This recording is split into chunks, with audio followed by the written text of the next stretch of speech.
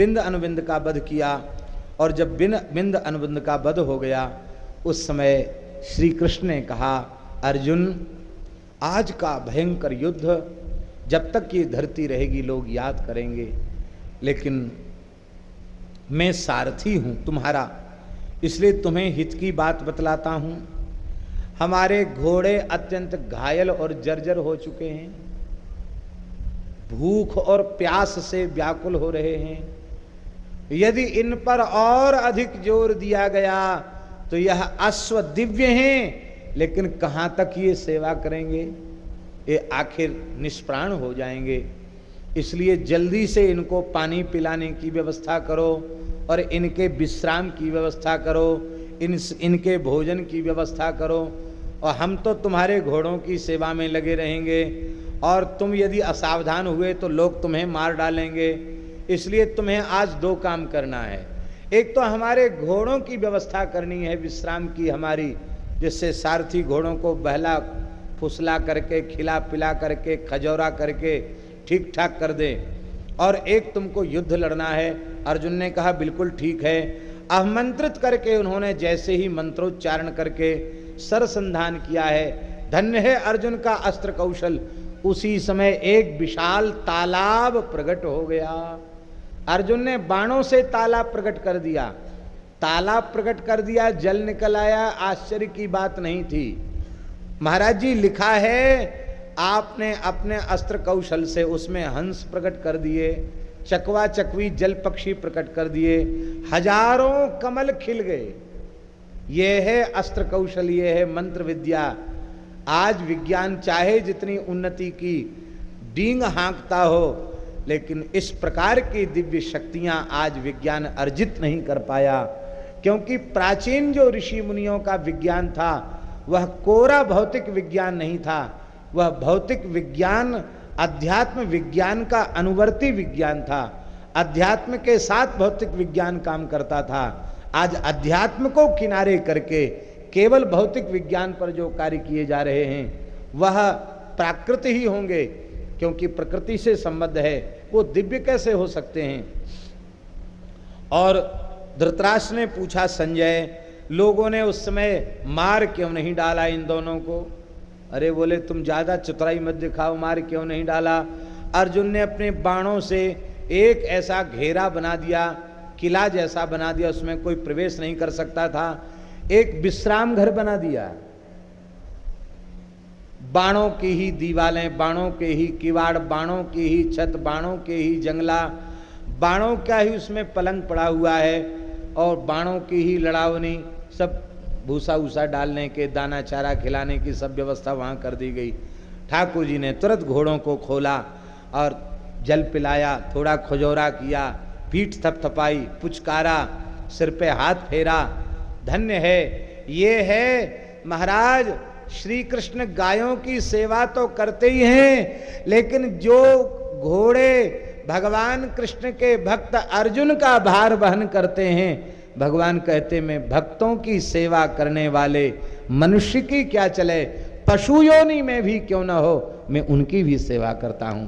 आज लक्ष्मीपति भगवान अर्जुन के घोड़ों की परिचर्या कर रहे हैं, उनकी मालिश कर रहे हैं, घोड़ों की जल पिला रहे हैं।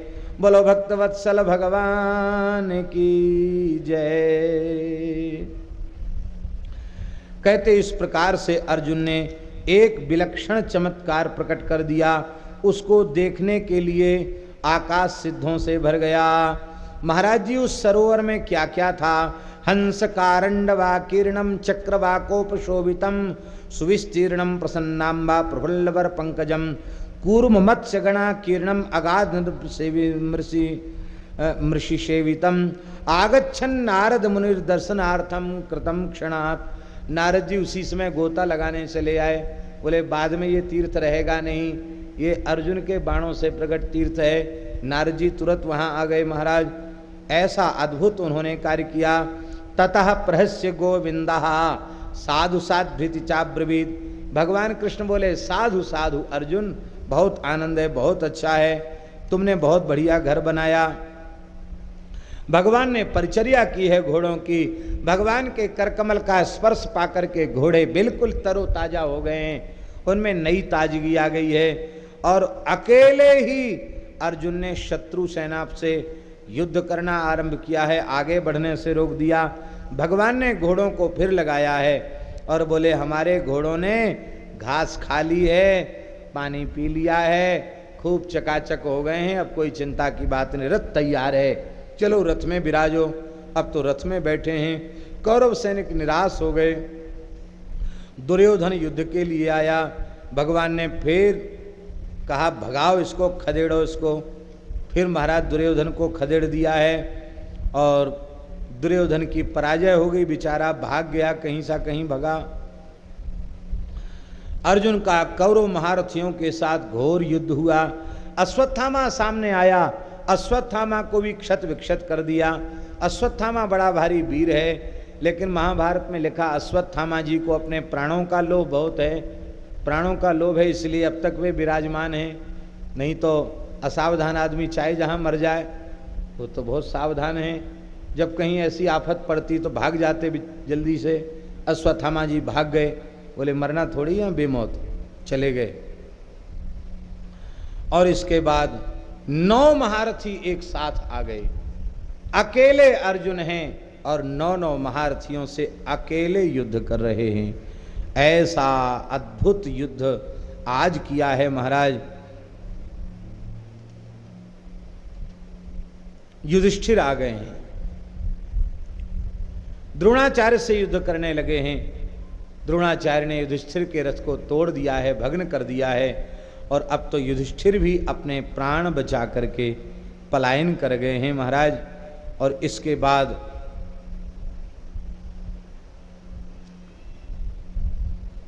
क्षेमधूर्ति, वीरधन्वा, निरामित्र और व्याघदत्र, ये जो बड़े बड़े वीर थे कौरव सेना के, अर्जुन ने इनका वध कर दिया है। दुर्मुख और विकर्ण की पराजय हो गई है। और इसके बाद द्रौपदी के पुत्रों ने सोमदत्त कुमार सल का वध कर दिया है। और अलम्बुस नाम का राक्षस, इस राक्षस ने भयंकर युद्ध किया है, मायामय युद्ध किया है। पांडव सेना भी घबरा गई है। उसमें भीम दादा ने इस दैत्य को पराजित किया है। घटोत्कच को कहा घटोत्कच बेटा, राक्षस से राक्षस लड़े तभी शोभा, जाओ युद्ध करो। अब तो महाराज भयंकर युद्ध किया है घटोत्कच ने, और आज अलम्बुस का वध भी कर दिया है। पांडव सेना में हर्षध्वनि होने लग गई है। द्रोणाचार्य और सात्यकी का युद्ध हुआ है। युधिष्ठिर ने सात्यकी की बड़ी प्रशंसा की है और कहा कि अर्जुन बहुत आगे बढ़ गए हैं, कहीं ऐसा न हो कि आज अर्जुन जो है संकट में पड़ जाएं, तुम जाकर के उनकी रक्षा करो। सात्यकी ने युधिष्ठिर को समझाया, महाराज मुझे अर्जुन आज्ञा दे के गए हैं कि भैया युधिष्ठिर की रक्षा करना, मैं आपको छोड़कर कैसे जाऊं। जैसी लक्ष्मण जी की अवस्था हुई थी वही अवस्था आज सात्यकी की हो गई है। लेकिन कठोर आज्ञा दे करके युधिष्ठिर ने कहा नहीं, तुम जाओ, उनकी रक्षा के लिए जाओ, मैं अपनी रक्षा खुद कर लूँगा। भीम दादा को उनको सौंप करके आए हैं कि तुम भैया की रक्षा करना और चिंता मत करना। सात्यकी और द्रोण का भयंकर युद्ध हुआ है, कृतवर्मा ने भयंकर युद्ध किया है। और महाराज इसी युद्ध में भीमसेन और शिखंडी दोनों उन्होंने भयंकर युद्ध किया। कृतवर्मा ने इतना युद्ध किया कि सेना पांडवों की पीछे भाग गई, पीछे हट गई। इसके बाद सात्यकी आए हैं। सात्यकी ने युद्ध करके कृतवर्मा को पराजित किया है, त्रिगर्तों की गज सेना का संहार किया है। और इसके बाद सात्यकी ने फिर युद्ध किया और अब की बार सात्यकी की विजय हो गई है, कृतवर्मा की पराजय हो गई है। द्रोणाचार्य की भी पराजय हो गई है सात्यकी से युद्ध करते हुए, और कौरव सेना भाग खड़ी हुई। सुदर्शन का भी वध सात्यकी ने कर दिया है। ये बड़ा भारी वीर था महाराज सुदर्शन। काम्बोज आदि यवन सेनाओं की भी पराजय हो गई है। सात्यकी ने दुर्योधन की सेना का संहार किया और दुर्योधन अपने भाइयों के सहित युद्ध का मैदान छोड़कर भाग गया। व्यास जी वर्णन कर रहे हैं, न तादृक्कदनं राजन् कृतवांस्तत्र फाल्गुना यादृक्षयमनीकानां अकरोत् सात्यकिर्नृप। व्यास जी कह रहे हैं, हम नहीं कह रहे हैं। व्यास जी कह रहे हैं अब तक के युद्ध में अर्जुन ने भी ऐसा पराक्रम नहीं दिखाया जो पराक्रम आज यदुवंशी महावीर सात्यकी ने दिखाया है। ये है अत्यर्जुनम शिनेह पौत्रो युध्यते पुरुषर्षवा बीत वीर लाघवोपेतः कृतित्वं संप्रदर्शयन्। आज सात्यकी अर्जुन से बहुत आगे निकल गया। बोलो भक्तवत्सल भगवान की जय। पाषाण योधी म्लेच्छों की सेना का संहार हुआ है। दुशासन लड़ने आया है। दुशासन भी पराजित होकर के सेना के सहित भागा है। अब द्रोणाचार्य के पास दुशासन आया।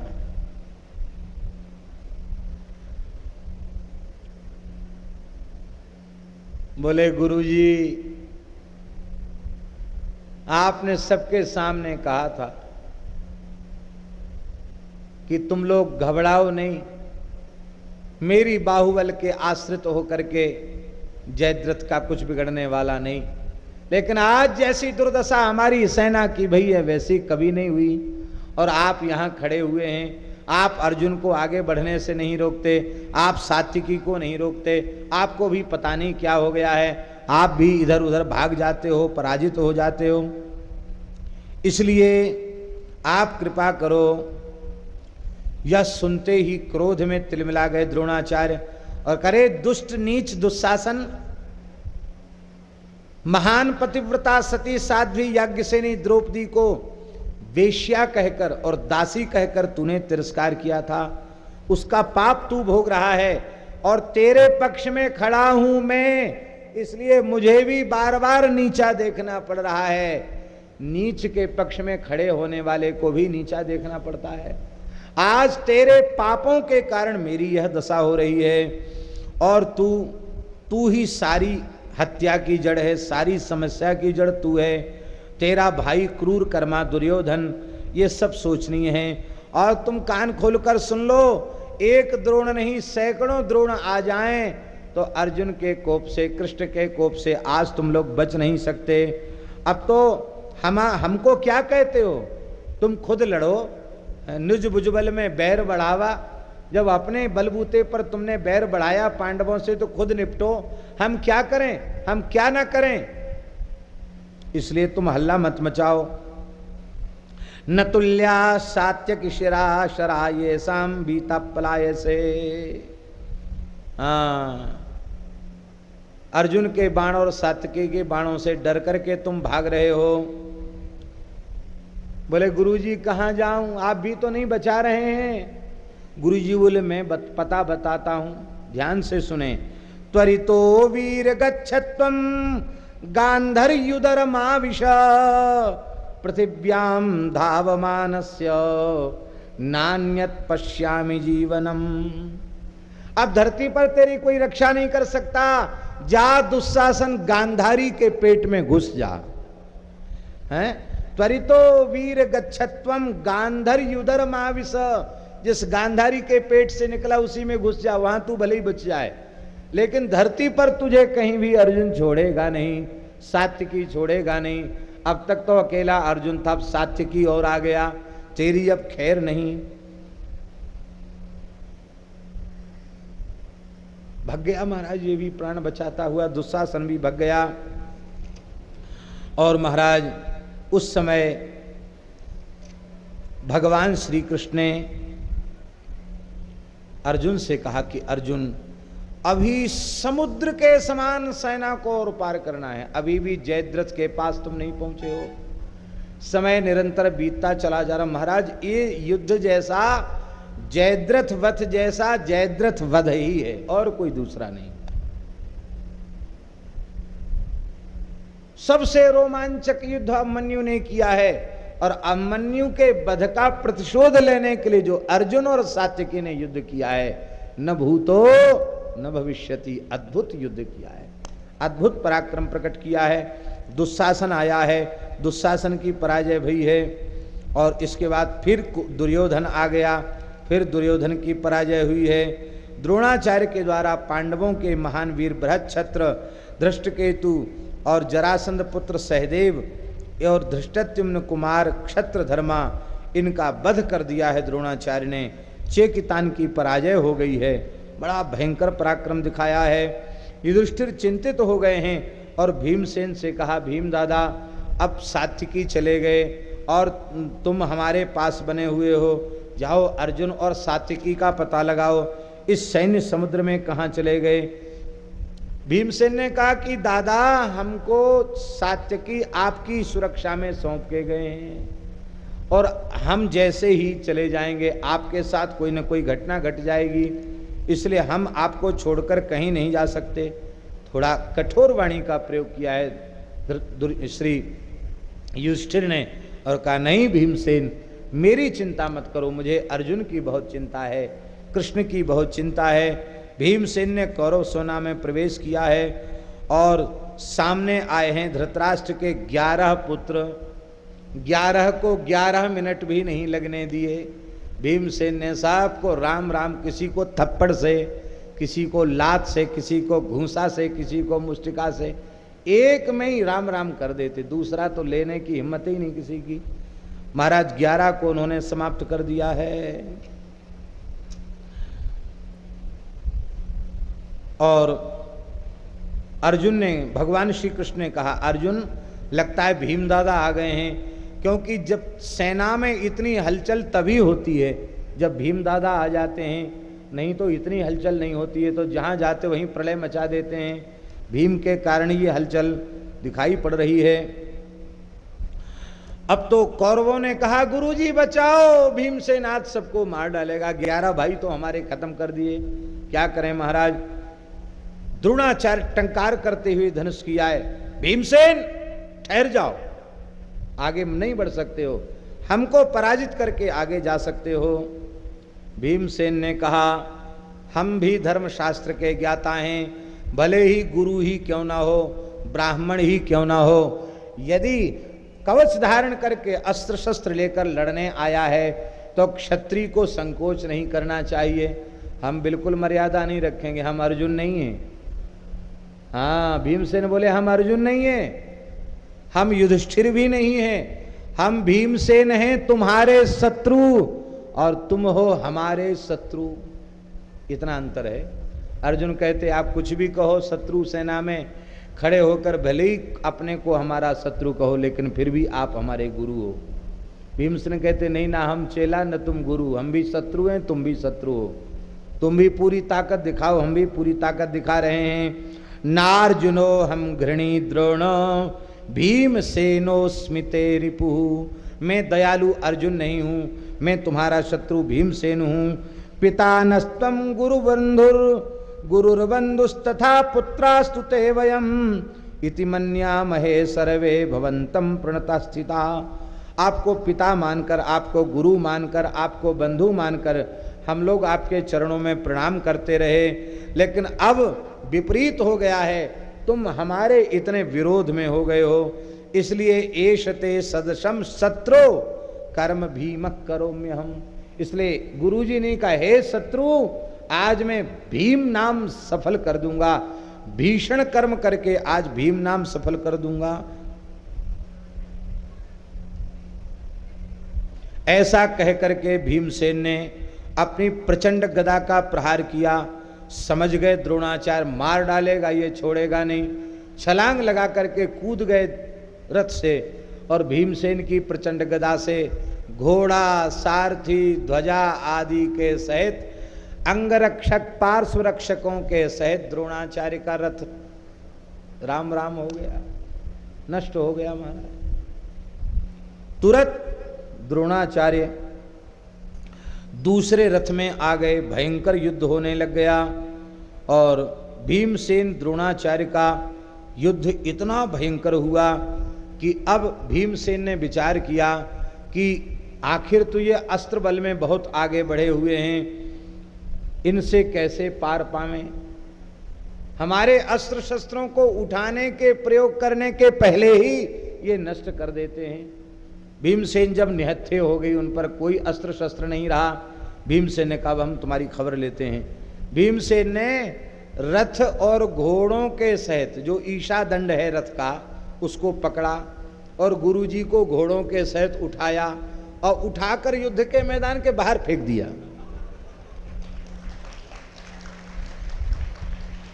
युद्ध की सीमा के बाहर जाकर के गुरुजी का रथ गिरा। गुरुजी तो सिद्ध थे, आकाश में उड़ गए, रथ गिरा, खत्म हो गया। महाराज कितनी उत्तम व्यवस्था होगी आप सोचिए। युद्ध में दूसरे रथ में बैठकर तुरंत द्रोणाचार्य फिर आ गए। भीमसेन ने सोचा कि अब फिर वैसे ही लड़ेंगे, हमारे पास है तो है नहीं इस समय, कुछ क्या करें। भीमसेन ने फिर पकड़ा रथ, उठाया, घुमाया, फिर फेंक दिया। दूसरी बार फेंका, तीसरी बार फेंका, चौथी बार फेंका, पांचवी बार फेंका, छठी बार फेंका, सातवीं बार फेंका। आठवीं बार जब द्रोणाचार्य रथ में बैठ के आए हैं, भीमसेन ने कहा अब की बार तो ऐसा पटकूंगा कि मर ही जाओगे, बचोगे नहीं। फिर उठा करके फेंका बड़ी जोर से। इसके बाद द्रोणाचार्य भीमसेन के सामने नहीं आए।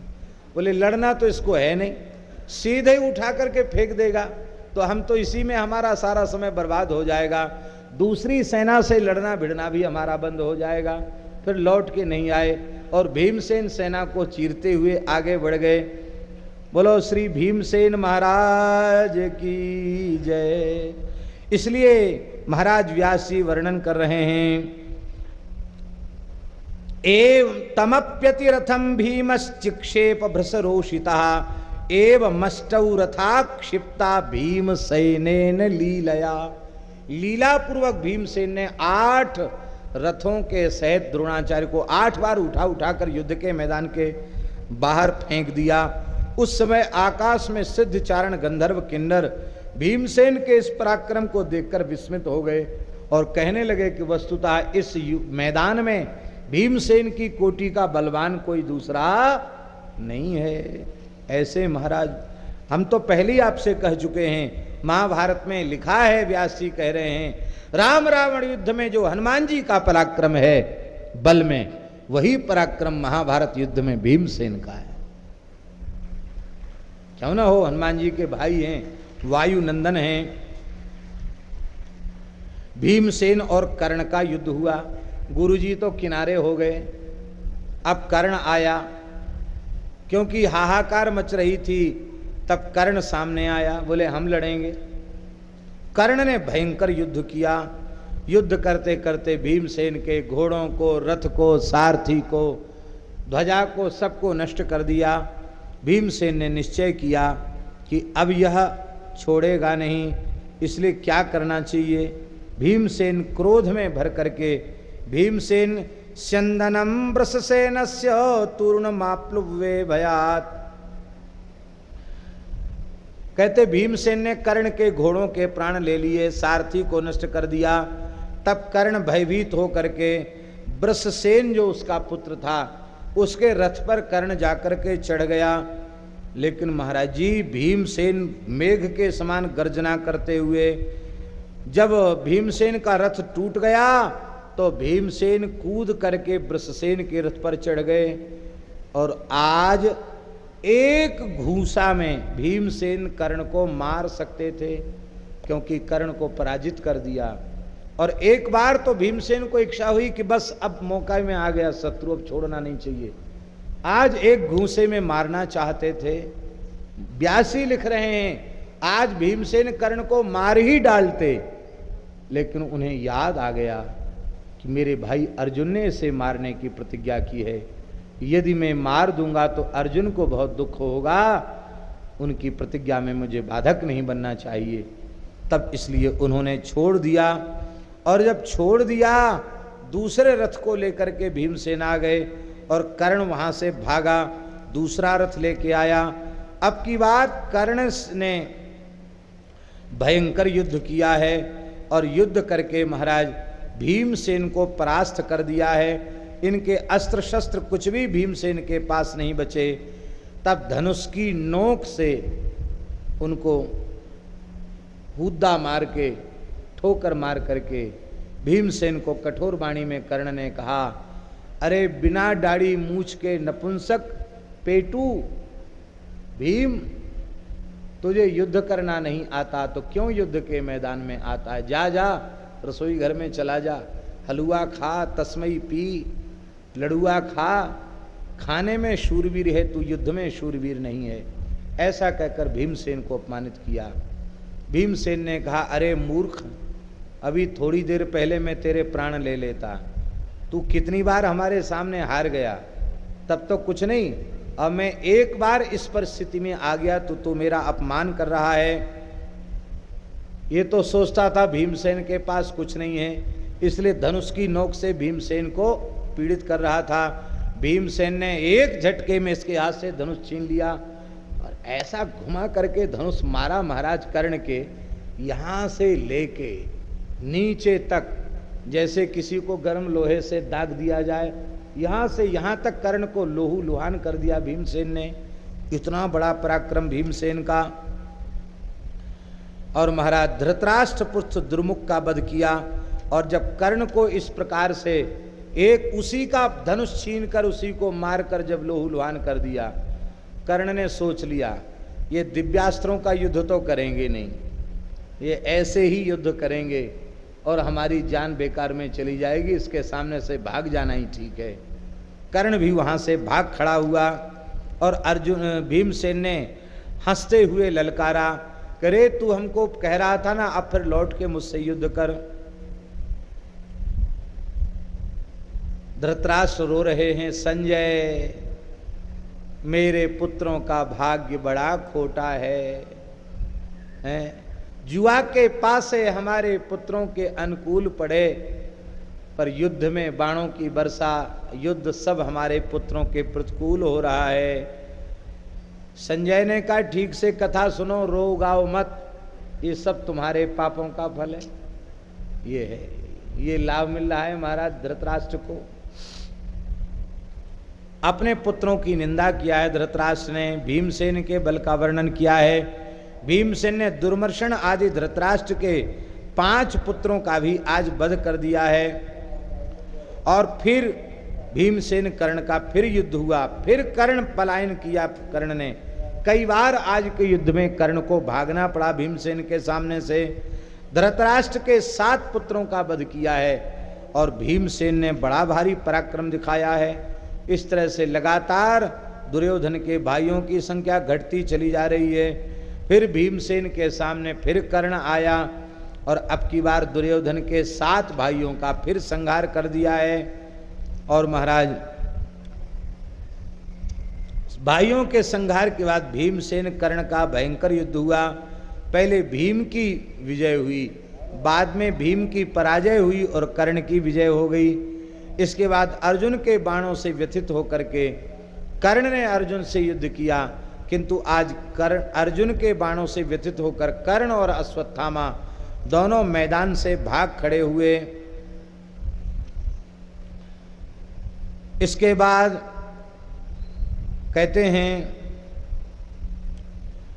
कि तम दृष्ट्वा चरथोपस्थे नीलीलम व्यथितेन्द्रियम ध्वजमासाद्य तस्थौ भीमो महीतले। जब कर्ण ने भीमसेन के रथ को नष्ट कर दिया, कवच को नष्ट कर दिया और उनके अस्त्र शस्त्रों को समाप्त कर दिया, तो भीमसेन कूद करके कर्ण के रथ पर चढ़ गए। कर्ण के प्राण सूख गए। जैसे महान वेगशाली गरुड़ किसी सर्प को पकड़ ले में, ऐसे ही भीमसेन ने जाकर कर्ण को बड़ी जोर से पकड़ लिया। क्योंकि अर्जुन के भीमसेन के पास कोई अस्त्र शस्त्र नहीं रह गए थे, एक भी आयुध उनके पास में नहीं था। तब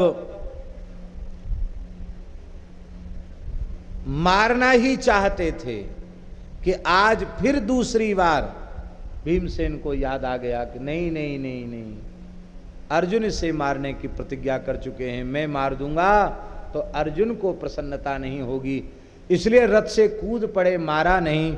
लेकिन कर्ण को चाहिए था उस समय कि जब भीमसेन निहत्थे थे तो धर्म युद्ध के अनुसार उसे भीमसेन पर वार नहीं करना चाहिए था, लेकिन फिर भी वह समाप्त करना चाहता था भीमसेन को।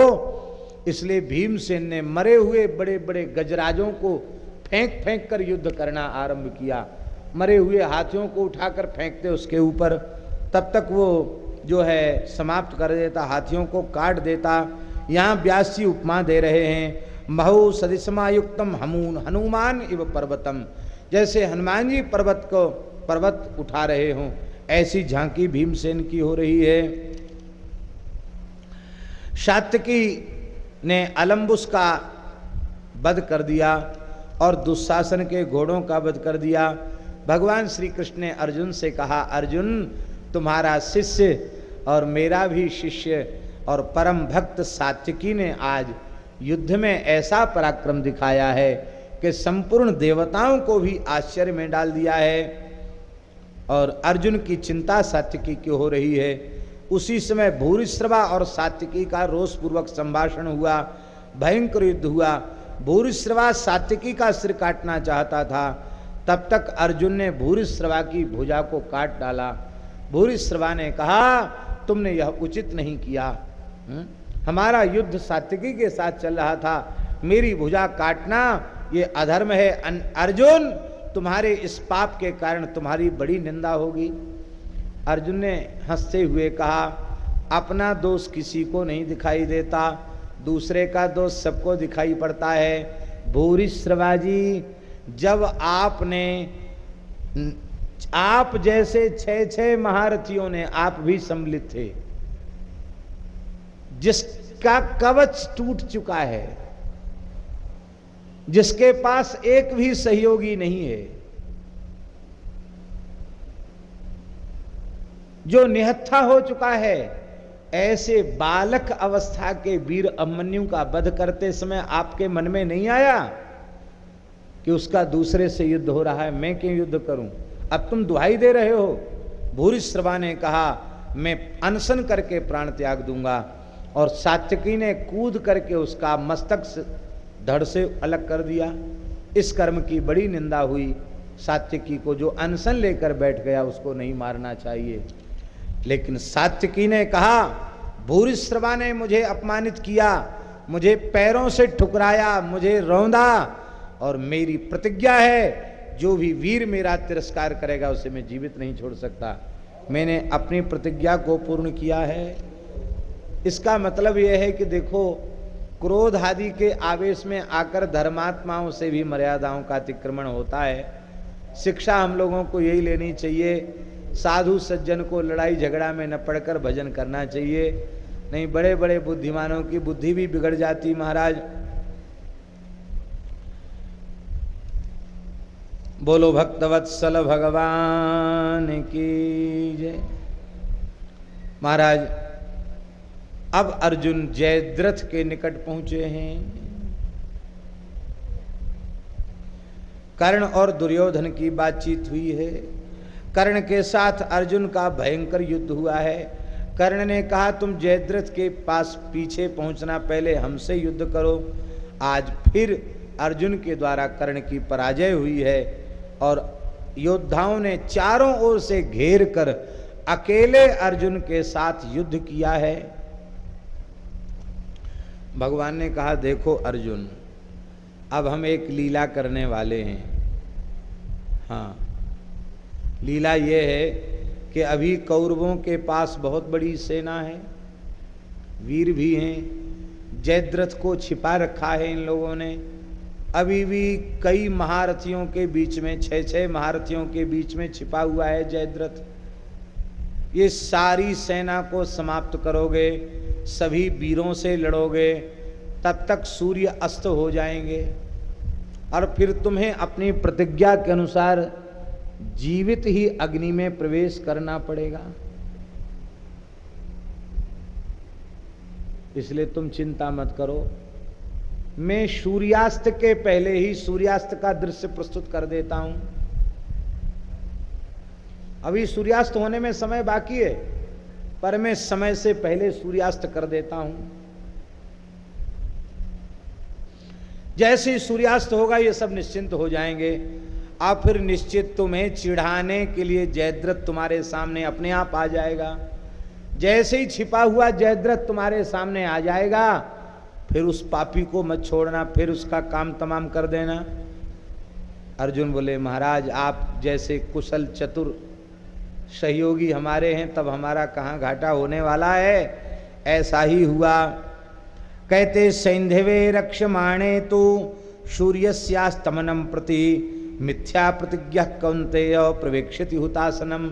जैसे सूर्य छिप गए, अस्ताचल को चले गए, अंधेरा जैसा आ गया, उस समय कौरव सेना के लोग कहने लग गए अब तो अच्छा हुआ, जयद्रथ भी बच गया और अब अर्जुन को प्रज्वलित अग्नि में प्रवेश करना पड़ेगा और अब तो आनंद है, हम लोग मौत से सारी धरती का शासन भोगेंगे। दुर्योधन भी ठहाका लगा के हंसने लग गया। और उसी समय जे सिंधुराज जयद्रथ उसने देखा अब क्या है, अब तो सूर्य गए, और तुरंत भीड़ चीर करके खिलखिला कर आके हंसने लग गया, चिढ़ा करके कि लो अब बिगाड़ो हमारा, क्या बिगाड़ते हो महाराज। उसी समय अद्योत्से अर्जुनमहं पौरुषम स्वं व्यवस्थितः त्वदर्थे पुरुष व्याघ्र जयो दैवे प्रतिष्ठिता। अब तो महाराज जैसे ही सामने जयद्रथ आया, अर्जुन ने भगवान की आज्ञा पाकर के भयंकर अस्त्र का प्रयोग करके, इंद्रास्त्र का प्रयोग करके बड़ी भारी सेना को समाप्त कर दिया। और भगवान ने कहा कि देखो जयद्रथ का प्रताप, जयद्रथ के जन्म के समय आकाशवाणी हुई थी, ये बड़ा भारी वीर होगा, योद्धा होगा, शिव भक्त होगा, किंतु एक महावीर के द्वारा युद्ध में इसका मस्तक दिव्यास्त्र के द्वारा काटा जाएगा। उस समय इसके प्रतापबृहद्रथ ने कहा कि बड़ा धर्मनिष्ठ था, बड़ा तपस्वी था इसका पिता, उसने कहा जो मेरे पुत्र का मस्तक गिराएगा धरती पर उसके सिर के 100 टुकड़े हो जाएंगे। ऐसा कहकर जयद्रथ को राजा बनाकर ये चला गया जंगल में, और इसीलिए भजन कर रहा था कि मेरा बेटा मरे नहीं। भगवान ने अर्जुन को कहा इस दिव्य अस्त्र के द्वारा इसका मस्तक काटा है तुमने, इसके सिर को स्यमंत पंचक क्षेत्र से बाहर, जहां इसका बाप बैठकर तपस्या कर रहा है, उसी की गोद में ले जाकर उसका सिर पटक दो। मंत्र पढ़ के मंत्रित बाण छोड़ा गया था, वो बाण सिर को लगाकर वहां गया और जैसे ही इसके पिता की गोद में गिरा, वो माला फेर रहे थे, गायत्री जप रहे थे बेचारे, संध्या के बाद आंख मूंद करके।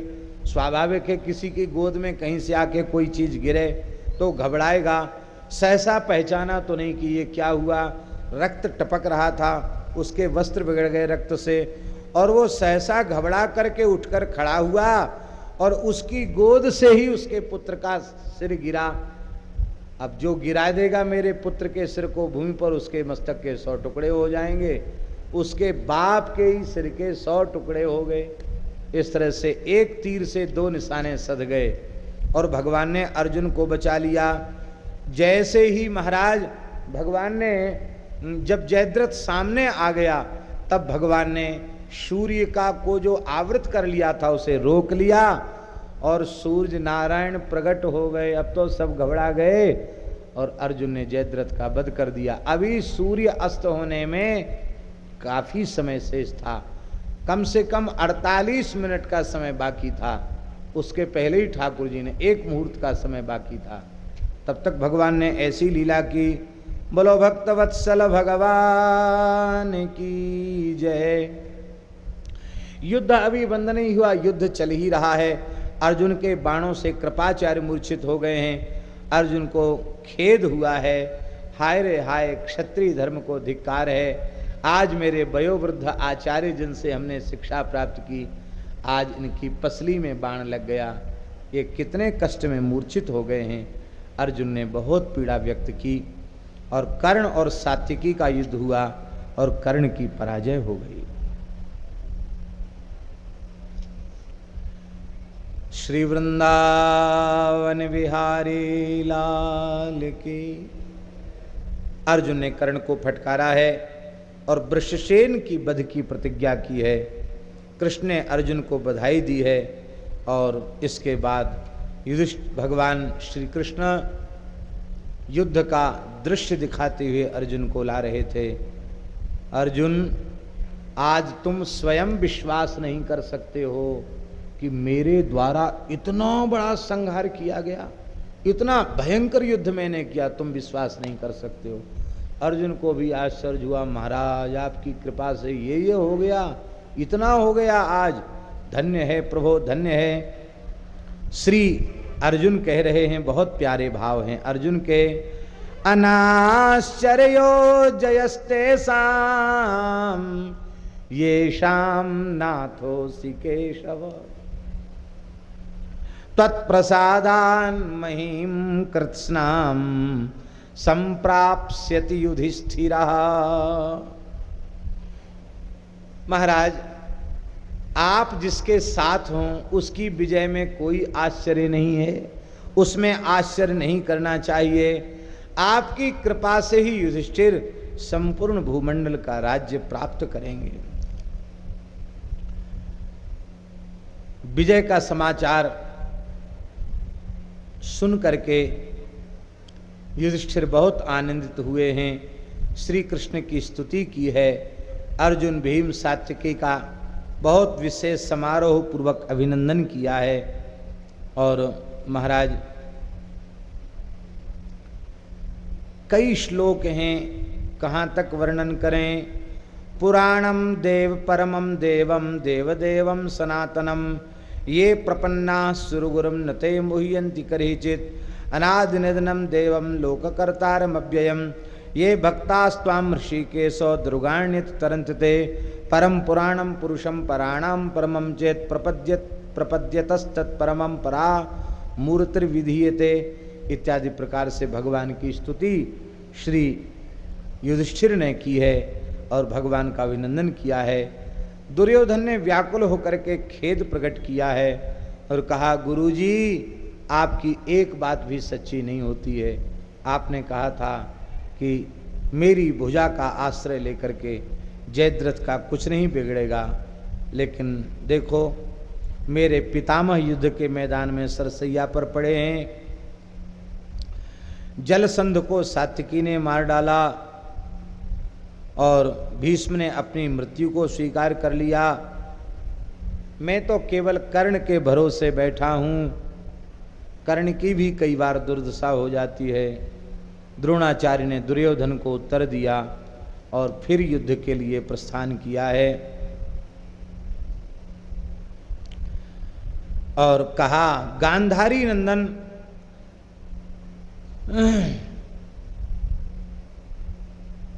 यच्चनः, ध्यान से सुने, बहुत महत्वपूर्ण श्लोक है महाभारत के ये।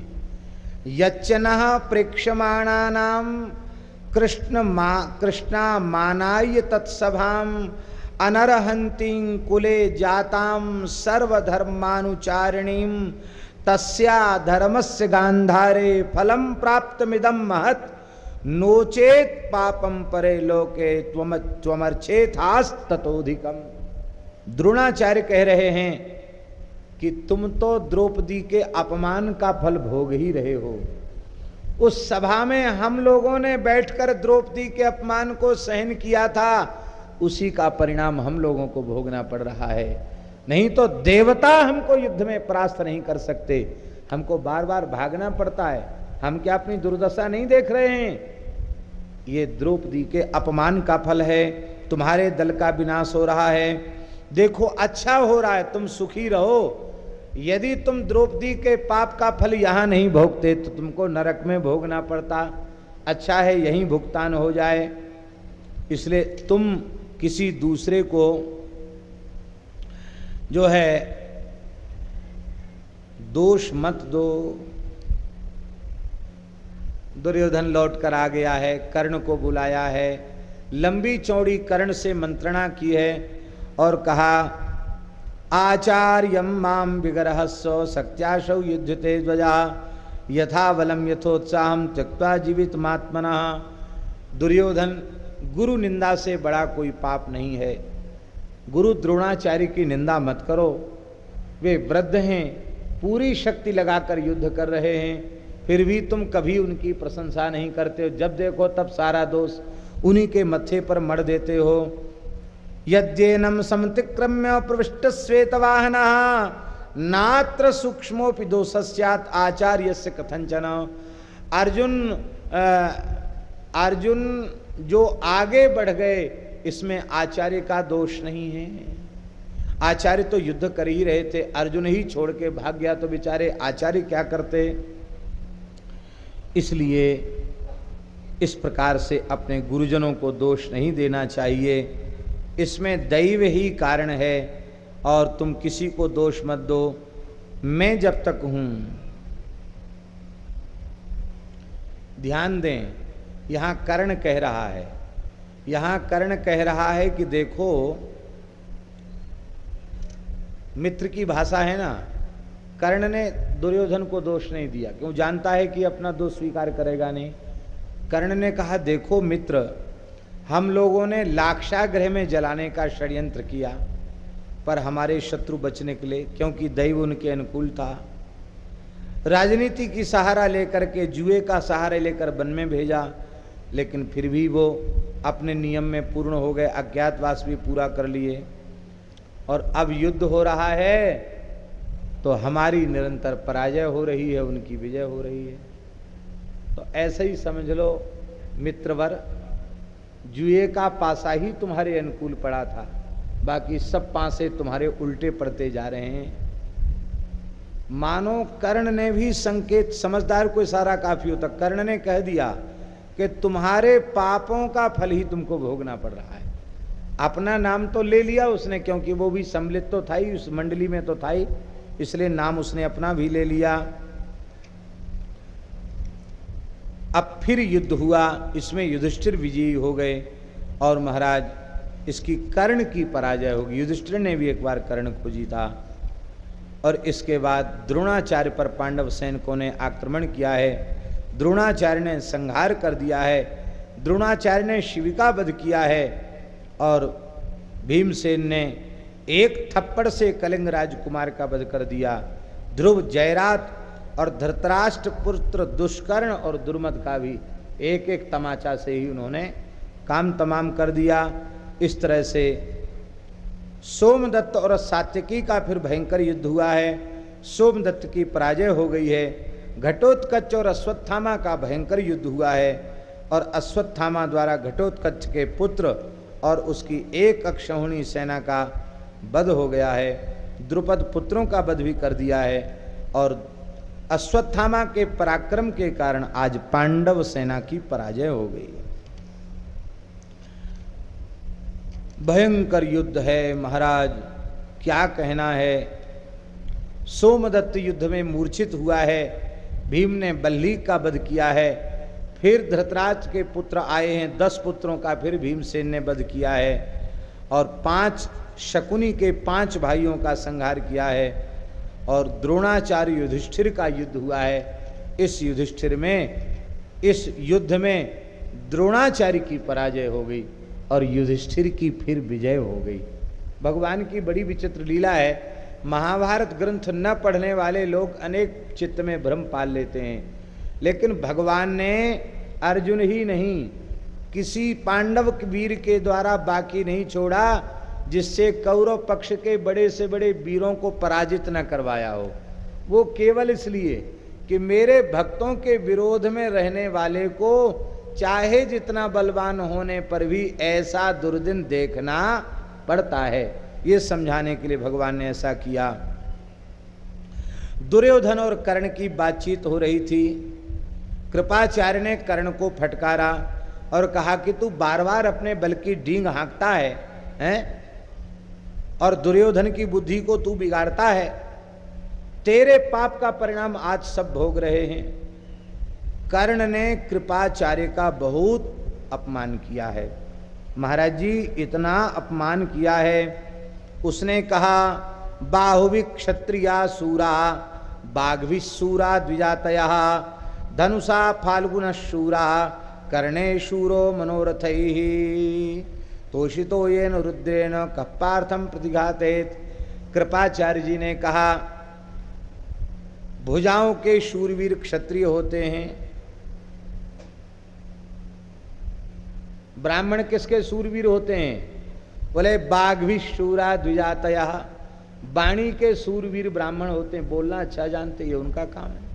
वाणी के शूरवीर ब्राह्मण होते हैं और धनुष का शूरवीर अर्जुन है और मन के लड्डू खाने में शूरवीर कर्ण है।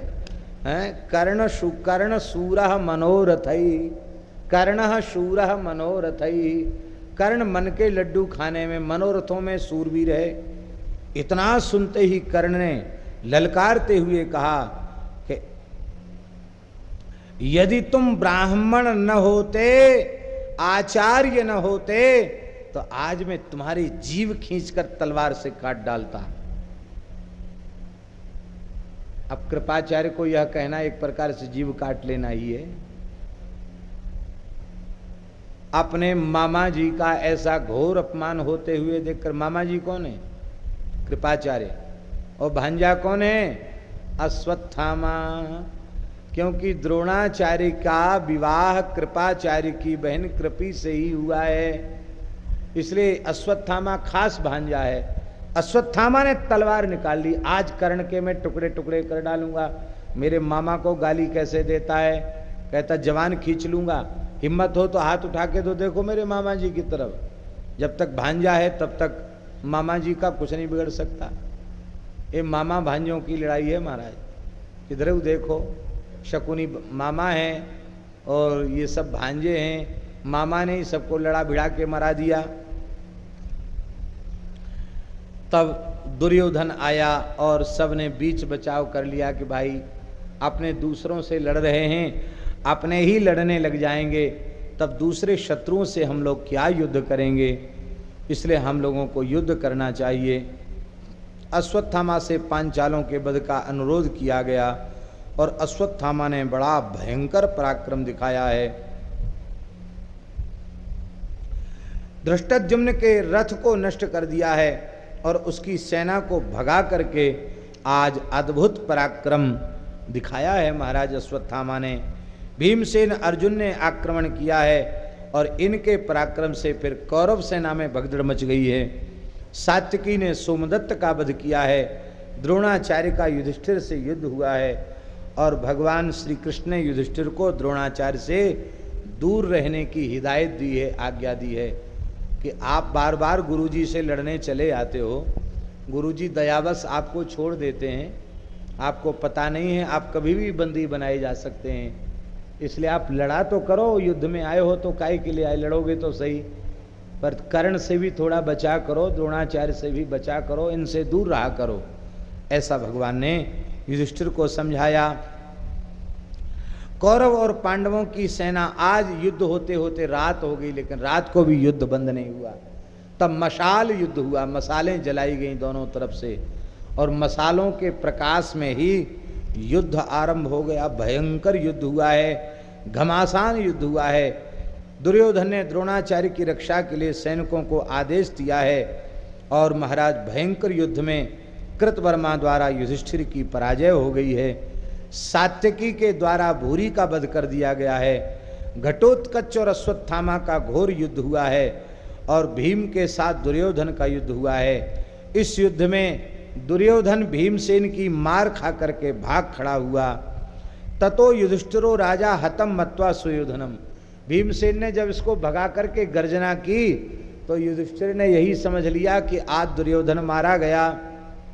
कर्ण ने भयंकर युद्ध करके सहदेव को परास्त किया है। शल्य के द्वारा विराट के भाई शतानिक का वध किया गया, विराट की पराजय हो गई है और अर्जुन से पराजित होकर के अलम्बुस नाम का जो राक्षस है वो मैदान छोड़ करके भाग गया है। शतानिक के द्वारा चित्रसेन की पराजय हुई है, वृषसेन के द्वारा द्रुपद की पराजय हुई है। प्रतिबिंध्य जो युधिष्ठिर के ज्येष्ठ पुत्र हैं उनका दुशासन से भयंकर युद्ध हुआ है और दुशासन की पराजय हुई है। नकुल जी ने शकुनी के ऊपर आक्रमण किया है और शकुनी को युद्ध में परास्त किया है। शिखंडी और कृपाचार्य का भयंकर परस्पर युद्ध हुआ है। यह युद्ध कितना भयंकर है, श्री संजय धृतराष्ट्र को कह रहे हैं। अवधीत समरे पुत्रम पिता भरत सत्तम पुत्रश्च पितरम मोहात सखायम च सखा तथा स्वश्रियम मातुलश्चापि स्वश्रियश्चापि मातुलम स्वे स्वान् परे पराश्चापि निजग्नुरतरेतरम निर्मर्यादमभूत युद्धम रात्रौ भीरु भयानकम। रात्रि का युद्ध यह इतना भयंकर हुआ कि महाराज पिता पुत्र को मार रहा था, पुत्र पिता को मार रहा था, कोई किसी को पहचान नहीं था। मित्र ने मित्र के प्राण ले लिए, भांजे ने मामा के, मामा ने भांजे के प्राण ले लिए। इस प्रकार से भयंकर युद्ध हुआ। धृष्टद्युम्न और द्रोणाचार्य का भयंकर युद्ध हुआ। धृष्टद्युम्न ने द्रुमसेन का वध किया। सात्यकी और कर्ण का भयंकर युद्ध हुआ। कर्ण ने दुर्योधन को सलाह दी और शकुनी ने पांडव सेना पर आक्रमण किया। सात्यकी और दुर्योधन का युद्ध हुआ। अर्जुन से शकुनी और उलूक का युद्ध हुआ और कौरव सेना धृष्टद्युम्न के पराक्रम के कारण फिर मैदान छोड़कर भाग खड़ी हुई। दुर्योधन का एक ही काम है, बार बार भागता है और गुरुजी से कहता, गुरुजी आप ठीक से नहीं लड़ रहे हो। यही बात कहता रहा भीष्म जी से, यही बात कहता है द्रोणाचार्य से, गुरुजी आप ठीक से नहीं लड़ रहे हो, हमारी सेना की ऐसी दशा हो रही है, बार बार हमको भागना पड़ रहा है। द्रोणाचार्य ने कहा कि और अधिक युद्ध कैसे करूं, तू ही बता, मैं क्या करूं, मैं पूरी शक्ति लगाकर तो युद्ध कर रहा हूं।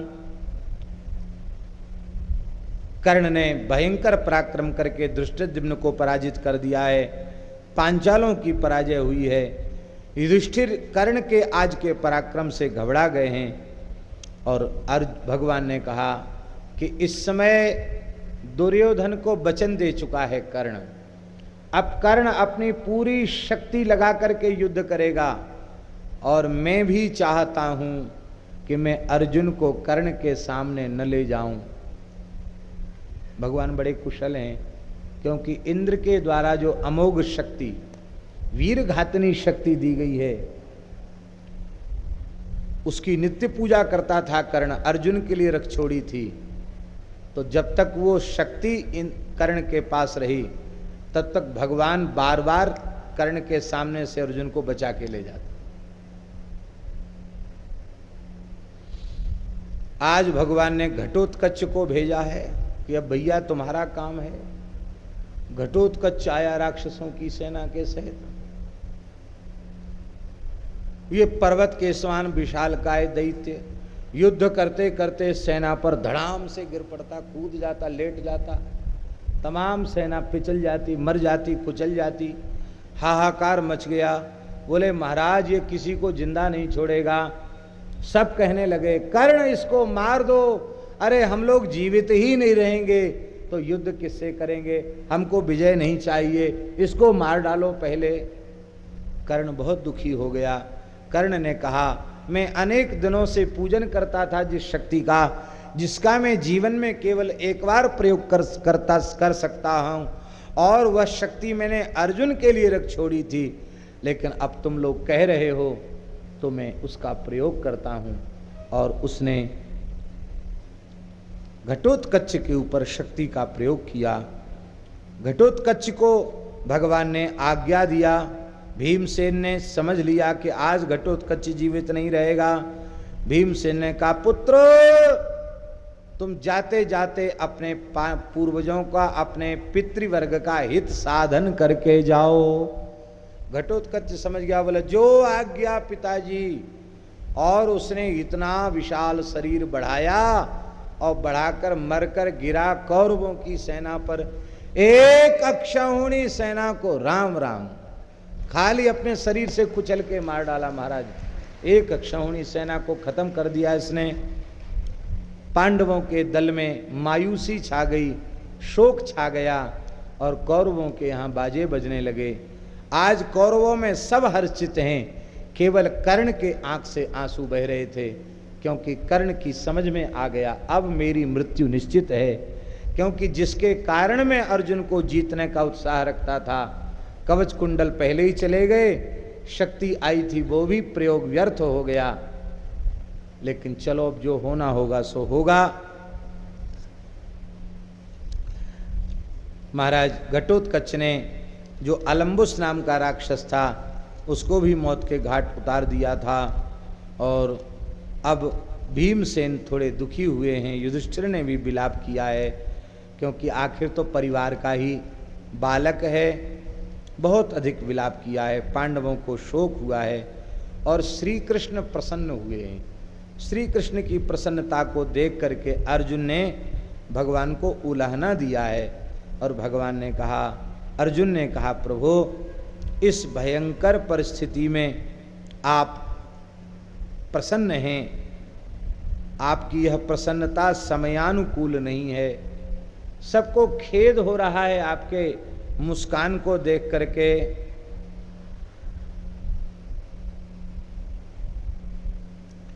भगवान आज कर्ण की स्तुति कर रहे हैं। भगवान बोल रहे हैं, अर्जुन मैं आज जो बात कह रहा हूं तुम ध्यान दे करके सुनो। मैं सत्य की शपथ खाकर कह रहा हूं, यदि यह शक्ति समाप्त नहीं होती तो तुम कर्ण के हाथों मारे जाते। इसलिए आज घटोत्कच का बलिदान करके मैं तुम्हें सुरक्षित देखकर अत्यंत प्रसन्न हो रहा हूं। आज तुम्हारा शत्रु कर्ण बिना मारे मारा गया। देखो कर्ण कोई सामान्य नहीं है, भले ही तुम्हारा शत्रु है, लेकिन उसके अच्छे गुणों की हम प्रशंसा करते हैं। ब्रह्मण्यः सत्यवादी च, ये भगवान बोल रहे हैं कर्ण के बारे में। ब्रह्मण्यः सत्यवादी च तपस्वी नियतव्रतः रिपुष्वपि दयावांश्च तस्मात् कर्णो वृषस्मृतः। अर्जुन तुम्हें पता नहीं है, कर्ण का एक नाम वृष है। वृष क्यों है? वृष माने साक्षात धर्म। कर्ण भी धर्म रूप ही है।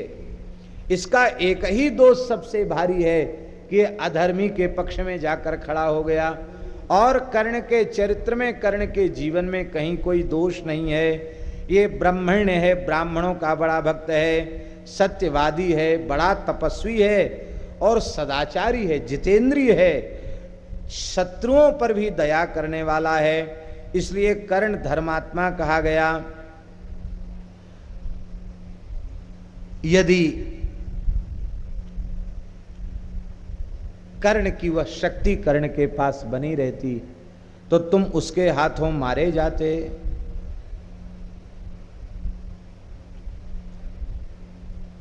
भगवान ने कहा कि देखो जरासंध भी दुष्ट नहीं था, वो भी वैदिक धर्म का पालन करने वाला था, शिव भक्त था, संध्या और अग्निहोत्र करने वाला था, ब्राह्मणों का बड़ा भक्त था।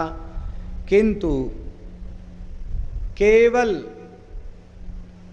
दुष्टों का संग करने के कारण अधर्मी के लक्षण उसमें आ गए और उस अधर्म के कारण ही यह मारा गया। तो भले ही कोई धर्मात्मा हो, के पक्ष में जाकर खड़ा हो जाएगा तो वो भी धर्मद्रोही ही माना जाएगा। इसलिए इन सबको मरना पड़ा।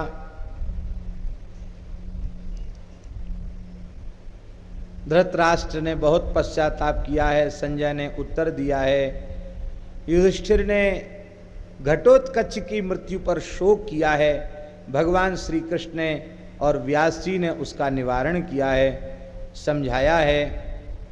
और यहाँ जयद्रथ वध पर्व पूर्ण हो जाता है, घटोत्कच वध पर्व भी यहाँ पर्व भी पूर्ण हो जाता है। आगे द्रोण वध पर्व है, इसकी चर्चा करने के पहले थोड़ी देर हम लोग कीर्तन करें और फिर इसी गति से आगे तक चरित्र होंगे। ज़्यादा से ज़्यादा चरित्र आज होने हैं, क्योंकि युद्ध के चरित्र थोड़ा जल्दी हो जाएं तो आगे जो बड़ा मार्मिक संवाद है उसकी चर्चा हम लोग कर सकेंगे। श्री राम जय जय राम। श्री राम जय जय राम। श्री राम जय जय राम। श्री राम जय जय राम। श्री राम जय जय राम। श्री राम जय जय राम। श्री राम जय जय राम। सीताराम जय सीताराम। सीताराम जय सीताराम। राधे श्याम जय राधे श्याम। राधे श्याम जय राधे श्याम।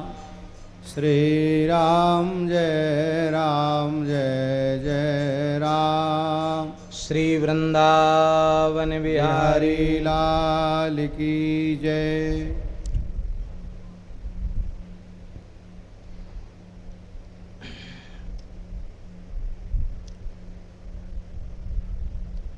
रात्रि का समय है।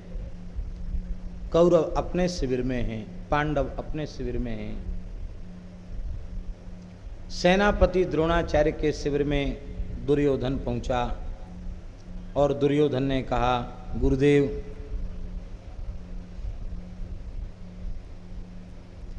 हमारा भाग्य निश्चित ही खोटा है। निरंतर हमारी पराजय होती चली जा रही है। आप भी पांडवों को क्षमा करते चले जा रहे हैं। यद्यपि पांडव आपसे भयभीत रहते हैं, फिर भी आपके चेले हैं, आपके शिष्य हैं, तो शिष्यों पर तो गुरुजी की दया होनी ही चाहिए।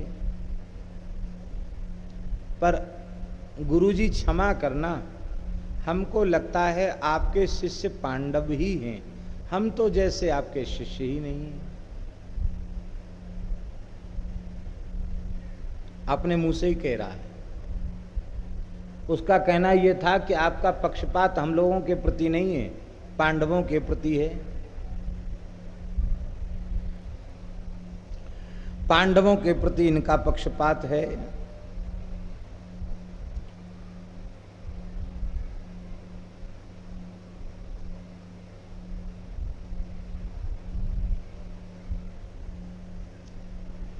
दुर्योधन बोला,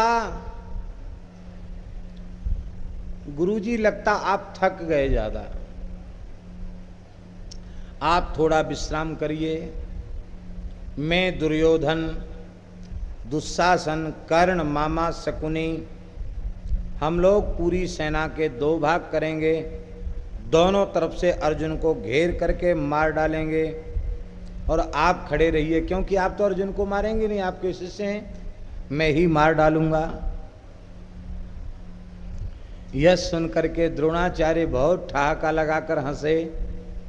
बोले, दुर्योधन तू बहुत कड़ुआ बोलता है, लेकिन तेरे कड़ुआ बोलने का अभ्यास और हमारा अब कड़ुआ सुनने का अभ्यास हो गया है।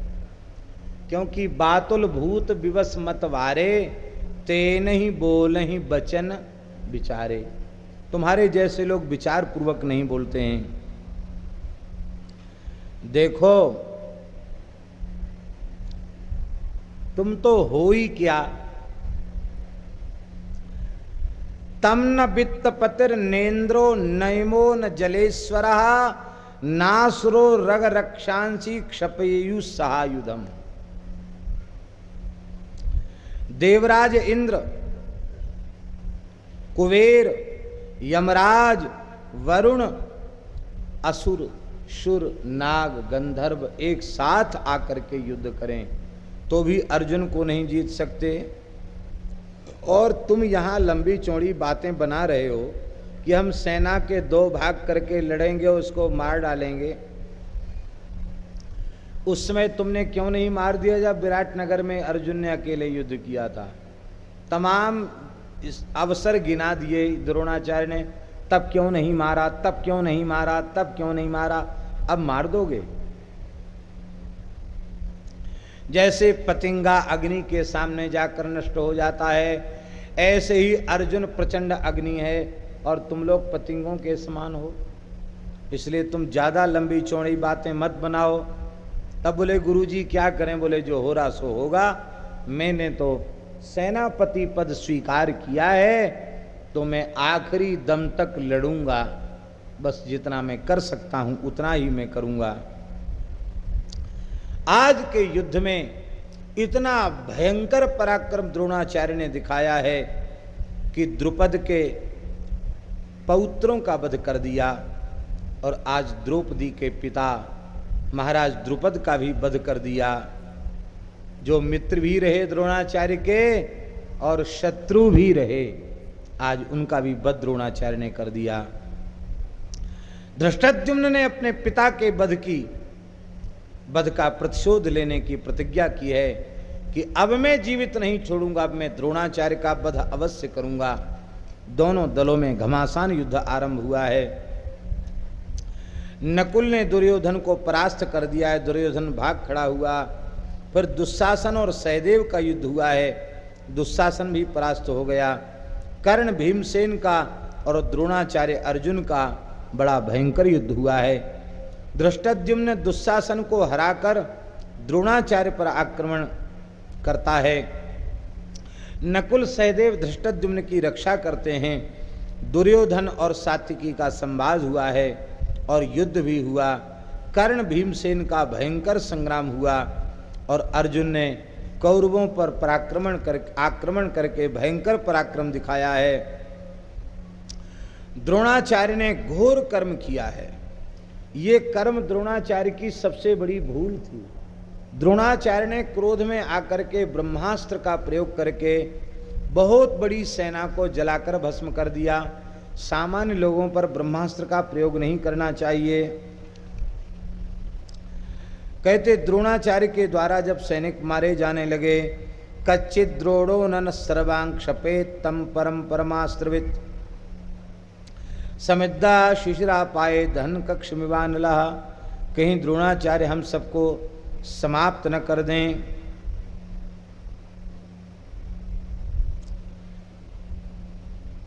कहते जिस समय सामान्य सेना के ऊपर द्रोणाचार्य क्रोध पूर्वक दिव्यास्त्रों का प्रयोग करके उस सेना का संहार करने लगे और महाराज थोड़ी ही देर में 20,000 वीरों को थोड़े ही देर में दिव्यास्त्रों से जब उन्होंने समाप्त कर दिया और फिर वे भयंकर युद्ध करने के लिए खड़े हो गए, तो उस समय अग्निदेव ऋषियों को आगे करके प्रकट हो गए। उन ऋषियों में विश्वामित्र, जमदग्निर, भरद्वाजोथ गौतमः, वसिष्ठः, कश्यपोत्रश्च ब्रह्मलोकम निनीशवः। विश्वामित्र जी महाराज, जमदग्नि जी महाराज, भरद्वाज महाराज, महर्षि गौतम, महर्षि वशिष्ठ, महर्षि कश्यप, महर्षि अत्रि, ये सब ऋषि युद्ध के मैदान में द्रोणाचार्य के निकट आ गए, ब्रह्मलोक ले जाने के लिए आ गए और उन्होंने कहा, शिकत, प्रश्नि, गर्ग, सूर्य की किरणों का पान करने वाले 60,000 बालखिल ऋषि भी आ गए, भृगुजी भी आ गए, अंगिरा भी आ गए, सभी ऋषि मुनि वहाँ आ गए और उन्होंने कहा, न्यस्यायुधम रणे द्रोण समीक्षास्मान अवस्थितान नातक क्रूरतरम कर्म पुनः कर तुमिहारहसि। द्रोणाचार्य अब हथियार डाल दो, तुम क्षत्रिय नहीं हो, तुम अयोनिज ब्राह्मण हो, ब्राह्मण की तरह तुम्हें मृत्यु को प्राप्त होना चाहिए, क्षत्रिय की तरह नहीं। अब युद्ध से अपनी वृत्ति को हटा करके आचमन प्राणायाम करके समाधिस्थ हो जाओ और ब्रह्म का चिंतन करते हुए महान योगियों के समान ब्रह्मरंध्र से अपने प्राणों का उत्क्रमण करके तुम सनातन ब्रह्मलोक को प्राप्त करो। ऋषि तुम्हें लेने आए हैं, तुम दिव्य अक्षय लोक में पधारो। इस प्रकार से, और तुम ब्राह्मण हो, तुम्हें यह क्रूर कर्म शोभा नहीं देता है। ब्रह्मास्त्रेण त्वया दग्धा अनस्त्रज्ञा नरा भुवि यदेतदृशम विप्र कृतम कर्म न साधु तत्। जिन्हें ब्रह्मास्त्र का ज्ञान न हो उन पर ब्रह्मास्त्र का प्रयोग नहीं करना चाहिए, लेकिन तुमने अपनी अस्त्र विद्या का दुरुपयोग किया है। जिन बेचारे सामान्य वीरों को ब्रह्मास्त्र का बोध तक नहीं था, उनको तुमने ब्रह्मास्त्र से भस्मसात किया है। इसलिए अब अस्त्र शस्त्र रख दो, विचार मत करो, विलंब मत करो, अब तुम्हारा समय निकट आ गया है। इधर भीमसेन ने, एक हाथी था, उसका नाम था अश्वत्थामा, उसको मार डाला। और भगवान ने युधिष्ठिर को समझाया कि आप चिल्लाकर बोल दो कि अश्वत्थामा मारा गया। भीमसेन ने जाकर के द्रोणाचार्य को कहा कि अश्वत्थामा मारा गया। अश्वत्थामेति ही गजः ख्यातो नामना हतो भवत् कृत्वा मनसितं भीमो मिथ्याब्राहितवांस्तदा। अश्वत्थामा नाम का हाथी मारा गया, हाथी को छिपा लिया गया और अश्वत्थामा मारा गया, ऐसा कह करके गर्जना की है।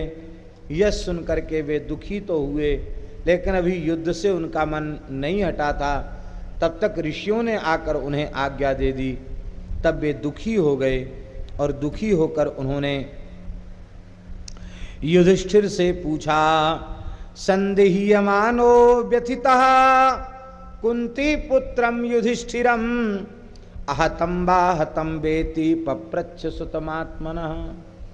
धर्मराज युधिष्ठिर, तुम धर्म विग्रह हो, सत्य और सदाचार का पालन करने वाले हो। मैं कृष्ण की बातों पर भी उतना विश्वास नहीं करता जितना तुम्हारे पर विश्वास करता। बोलो, मेरा पुत्र मरा अथवा नहीं मरा? द्रोणाचार्य के मन में विश्वास था कि स्थिरा बुद्धि ही द्रोणस्य न पार्थो बक्षितेन्द्रतम त्रयाणाम अपि लोकानाम ऐश्वर्यार्थे कथंचन। तीनों लोकों की संपत्ति यदि युधिष्ठिर को मिल जाए तो भी वे झूठ नहीं बोल सकते। यह विश्वास द्रोणाचार्य को था। इसलिए उन्होंने पूछी,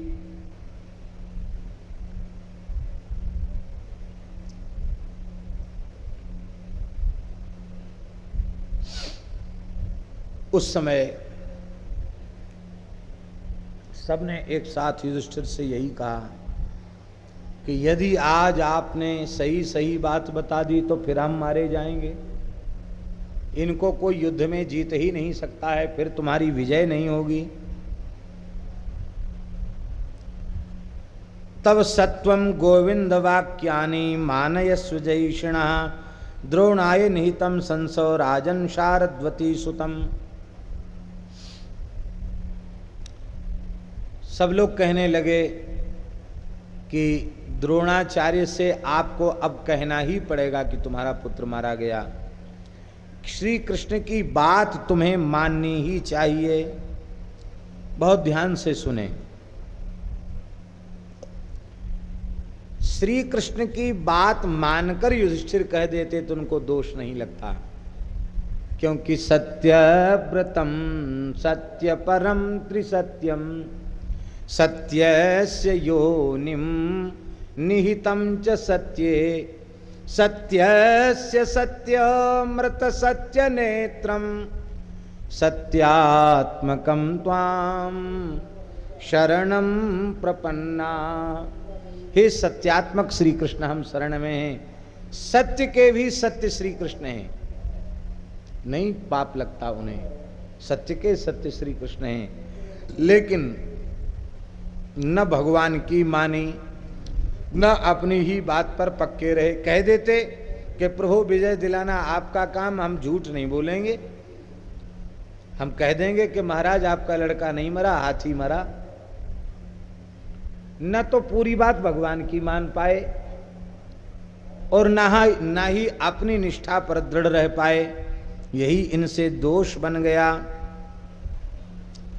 अब तो महाराज बोले, अश्वत्थामा हतैति शब्दमुच्चैश्चकारः। अश्वत्थामा हतः, उच्च स्वर से युधिष्ठिर ने बोला। अव्यक्तमब्रवीत राजन हतः कुंजर इत्यत, पीछे से बोला किंतु हाथी मरा। अश्वत्थामा हतः किंतु हाथी मरा, ऐसे बोला। एक को जोर से बोला, एक को धीरे से बोला। भगवान बहुत सावधान। अश्वत्थामा हता कहते उन्होंने जोर से शंख बजाया, जो किंतु हाथी मरा ये सुनाई नहीं पड़ा। यह जानते ही द्रोणाचार्य दुखी हो गए और वे अपने मन में विचार करने लगे कि मुझे ऐसा नहीं करना चाहिए था, मैंने ठीक नहीं किया। महाराज जी, असत्य की कितनी महिमा है। तस्य पूर्वम रथः पृथिव्याश्चतुरंगलमुच्छ्रितः बभूवैवं च तेन युक्तो तस्य बाहा स्पृशन् महीम्। सत्य के प्रभाव से युधिष्ठिर का रथ धरती से 4 अंगुल ऊपर चलता था, लेकिन जब से उन्होंने ये झूठ का सहारा लिया, उनका रथ धरती से घिस करके चलने लग गया, धरती पर रथ चलने लग गया। और थोड़ी देर के लिए तेज से चमकता हुआ उनका मुखारविंद थोड़ी देर के लिए तेजोहीन जैसा दिखाई पड़ने लग गया। ये है असत्य, इतना भयंकर है। नहीं असत्य सम पातक पुंजा, गिरि सम हो ही की कोटिक गुंजा, गोस्वामी जी ने कहा है। इसलिए सत्यान नास्ति परो धर्म, सत्य से बढ़कर के कोई धर्म नहीं है।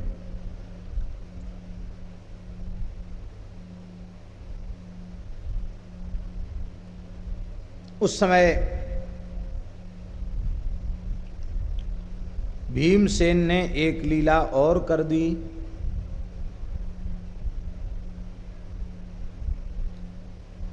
भीमसेन ने द्रोणाचार्य के निकट आकर के कहा, बोले आचार्य वर, आपके ही भयंकर लोभ और क्षमा न होना, इसी का यह भयंकर दुष्परिणाम है, जिसके कारण आज इतना बड़ा नरसंहार हो गया। यह भीमसेन ने द्रोणाचार्य के निकट आकर के कहा। आपके चित्त में राज्य का लोभ न होता, भोगों का लोभ न होता, ब्राह्मण के चित्त में क्षमा चली गई और लोभ आ गया, उसी का ये अनर्थकारी दृश्य उपस्थित हो गए। लोभ के कारण ही राजा का धन स्वीकार किया, राज्याश्रय स्वीकार किया, और द्रोणाचार्य जी राजा हो गए, क्योंकि द्रुपद का आधा राज्य छीनकर उसके शासक हो गए, वे खुद राजा हो गए। जब जब किसी महत्पुरुष के भीतर लोभ की वृत्ति आती है, बस उसी समय कोई न कोई अनर्थकारी भयंकर घटना घट जाती है। इसलिए भैया लोभ से सदा सावधान रहना चाहिए। यद्यपि द्रोणाचार्य समाधि में थे, लेकिन फिर भी जिस प्रयोजन की सिद्धि के लिए धृष्टद्युम्न का जन्म हुआ था, वह मना करने पर भी रथ से कूदकर ढाल तलवार लेकर आचार्य के ऊपर टूट पड़ा।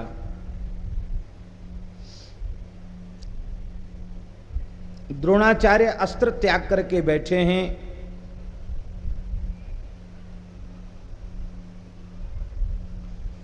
उस समय भी अस्त्र त्यागने के पहले पहले तक 20,000 क्षत्रियों का संहार और 1,00,000 हाथियों का वध कर दिया था द्रोणाचार्य ने।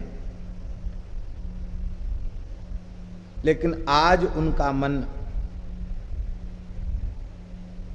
बिल्कुल ऊब चुका था, वे निर्विण्ण हो चुके थे, अपने जीवन को लेकर उदासीन हो चुके थे। और उस समय भीमसेन ने आकर के कहा, भीमसेन की यह श्लोक श्रवण करने योग्य है। भीमसेन कह रहे हैं, यदि नाम न युध्येरन शिक्षिता ब्रह्मबंधवा स्वकर्मभिरसंतुष्टा न स्म क्षत्रम क्षयं भवेत्। आपका धर्म इतना ही था आचार्य के, आप बालकों को धनुर्वेद सिखाते, किसी युद्ध में आपको भाग नहीं लेना चाहिए, लेकिन आपने ब्राह्मणोचित कर्म का त्याग करके अधर्मी क्षत्रियों का आश्रय लेकर युद्ध किया। उसका दुष्परिणाम हुआ कि इतनी बड़ी धरती क्षत्रियों से हीन हो गई, रक्त रंजित हो गई। हे आचार्यवर, अहिंसा सर्वभूतेषु धर्मम ज्यायस्तरम विदुः तस्य च ब्राह्मणो मूलम भमाश्च ब्रह्मवित्तमः। आप ब्रह्मज्ञानियों में श्रेष्ठ हैं। ब्राह्मण की जड़ है अहिंसा, संपूर्ण प्राणियों का स्वरूप अहिंसा से ही सुरक्षित है। अहिंसा सबसे श्रेष्ठ धर्म है।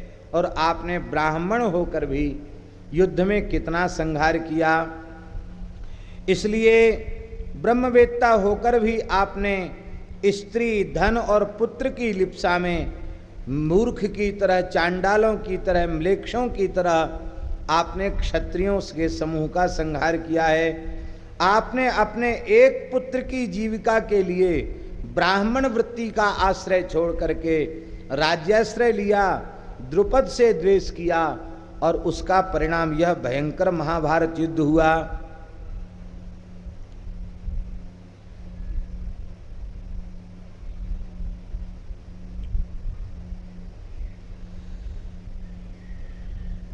यह सुन करके द्रोणाचार्य का मन और भर गया और उन्होंने भीमसेन को उत्तर नहीं दिया, क्योंकि वे स्वीकार कर रहे थे कि निश्चित ये हमारी भूल हुई। हम आचार्य हैं, पढ़ाने वाले, तो हमको पढ़ाने से मतलब रखना चाहिए, हमको युद्ध में नहीं उतरना चाहिए।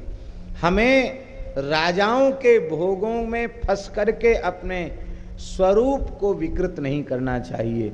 ये बात उनकी समझ में आ गई और चिल्लाकर उन्होंने कहा, दुर्योधन, कर्ण, मैं अब अस्त्र रख रहा हूं।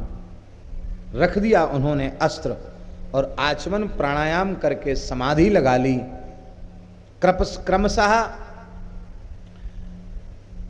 उड्डीयान, मूलाधार बंध, उड्डीयान बंध, जालंधर बंध का प्रयोग करते हुए ग्रीवा को यहाँ लगा करके और आपने भ्रूचरी मुद्रा पूर्वक अपने प्राण को अपान से सबसे सम्मिलित करते हुए और आपने सुषुम्ना के मार्ग से अपने प्राणों का उत्क्रमण किया, ब्रह्मलोक गमन किया।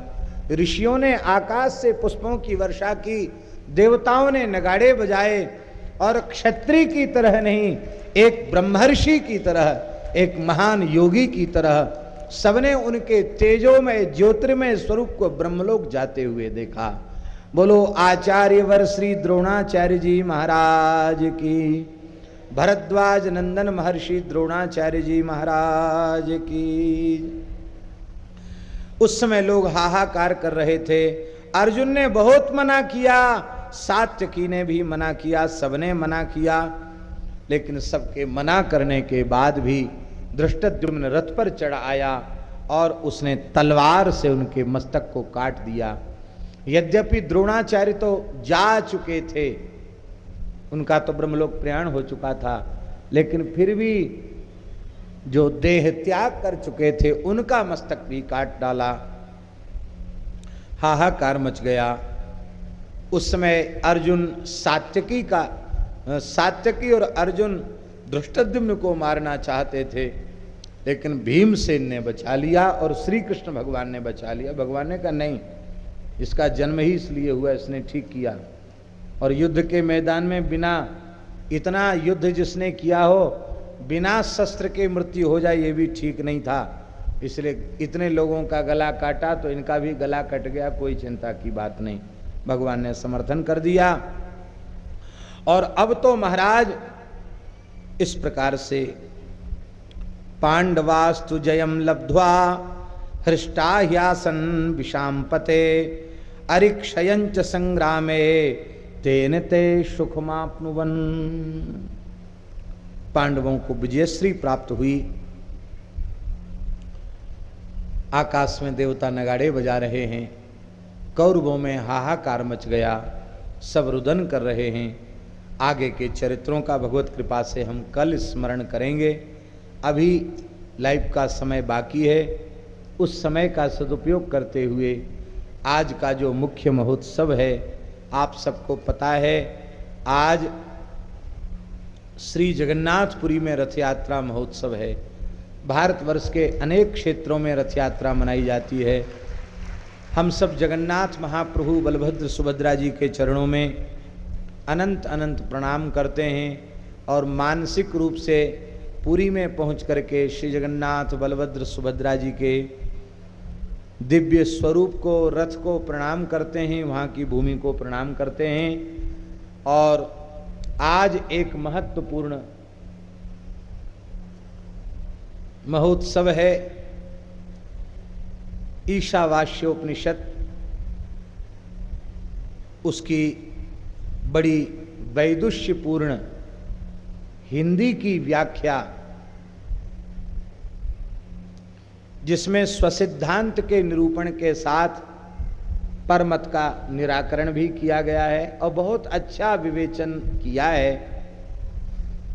हम सोच रहे थे कि आज रेवासा महाराज जरूर आएंगे, लेकिन किसी विशेष कारणवश वे नहीं आए हैं। हमारे अनेक महापुरुष उपस्थित हैं। हमारे वैष्णव जगत के एक महान विद्वान और तपस्वी संत, अकिंचन संत, विद्वद्वरेण्य हमारे परम सुहृद श्री त्रिभुवनदास जी महाराज, स्वामी श्री त्रिभुवनदास जी महाराज हैं, जो ऋषिकेश में गंगा तट पर मंगलम कुटी में विराजमान रह करके अनेक साधकों को, संतों को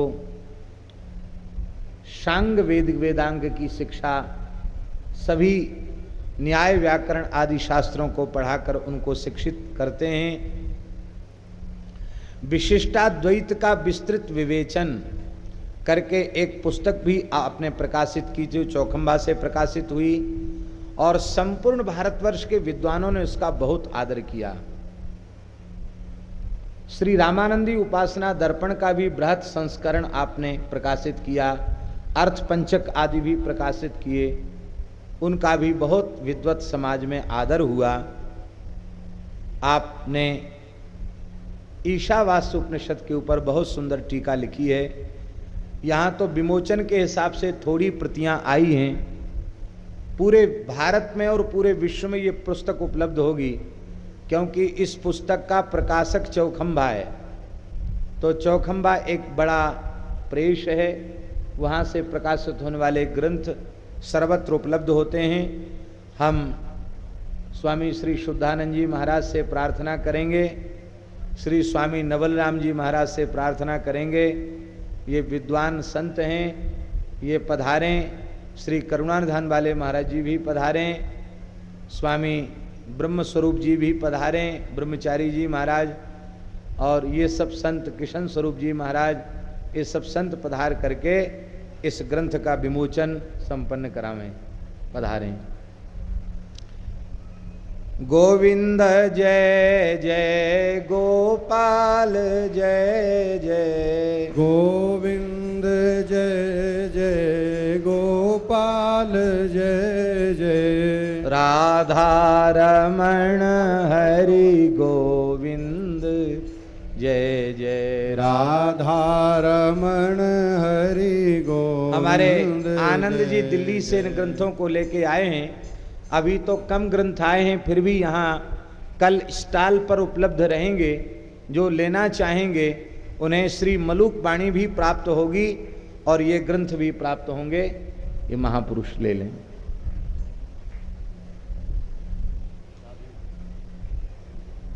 सामने खोल के लाइन से खड़े होकर के, तो जिसमें सबका फोटो आ जाए।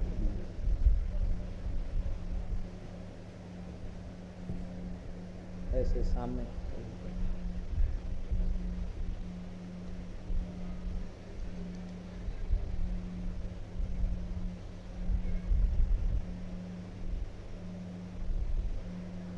श्री जगन्नाथ महाप्रभु की जय। ईशावास्योपनिषद तत्व विवेचनी हिंदी व्याख्या सहित व्याख्याकार स्वामी श्री त्रिभुवनदास जी महाराज, चौखंबा संस्कृत प्रतिष्ठान दिल्ली से यह प्रकाशित है। बहुत सुंदर ग्रंथ है, सबके लिए ग्राह्य है, सबके लिए उपयोगी है।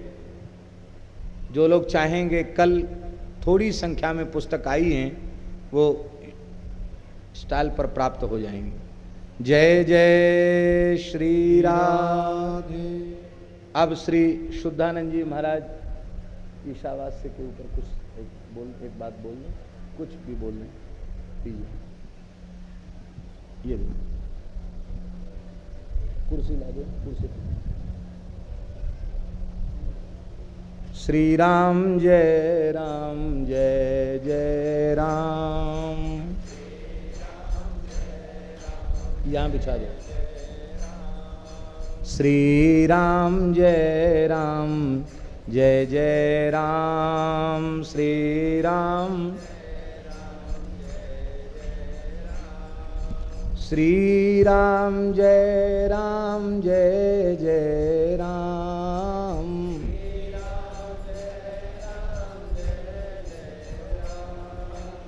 श्री राम जय जय राम।